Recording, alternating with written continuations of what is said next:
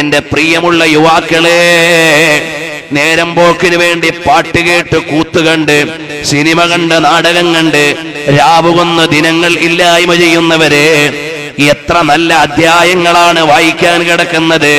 ആ അധ്യായങ്ങൾ മറന്നു പോകല്ലേ. നമുക്ക് ഹബീബായ നബി തങ്ങളെ വായിക്കാൻ നേരില്ല. സിനിമകളുടെയും സീരിയലുകളുടെയും പിന്നിലാണ് നമ്മൾ. ഉമ്മമാര്, പെങ്ങന്മാര് മക്കൾക്ക് ദീനീ അധ്യായങ്ങൾ പറഞ്ഞു കൊടുക്കാനില്ല. അവരേതോ ലോകത്താണ്. ആൽബം സോങ്ങുകളുടെ പേരിൽ ദീനീയായ മൂല്യങ്ങളെ പണയം വെച്ച് കളയുന്ന എത്ര ആളുകളാണ്. ചെറുപ്പക്കാരെ, നിങ്ങൾ നേരം പോക്കിന് വേണ്ടി ആൽബം സോങ്ങുകളുടെയും സിനിമാ സോങ്ങുകളുടെയും പിന്നാലെ പോകാൻ പാടില്ല.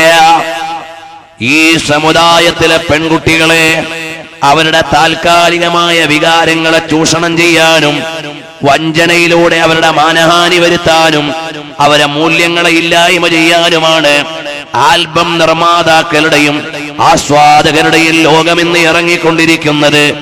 പെങ്ങളെ, അതിന് പിന്നാലെ വീണ് പോകല്ലേ മോളെ.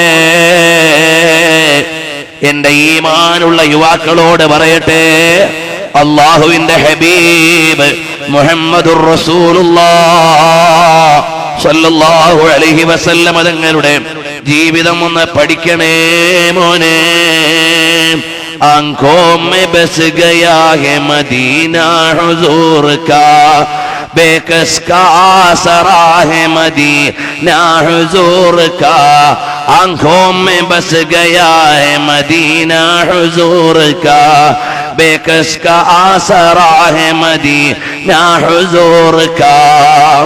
ലോകത്തുള്ള മുഴുവൻ നന്മയുടെയും മേന്മയുടെയും അധ്യായങ്ങൾ രചിച്ചതാണ് വിശ്വറസൂൽ മുഹമ്മദുർ റസൂലുള്ളാഹി സ്വല്ലല്ലാഹു അലൈഹി വസല്ലം.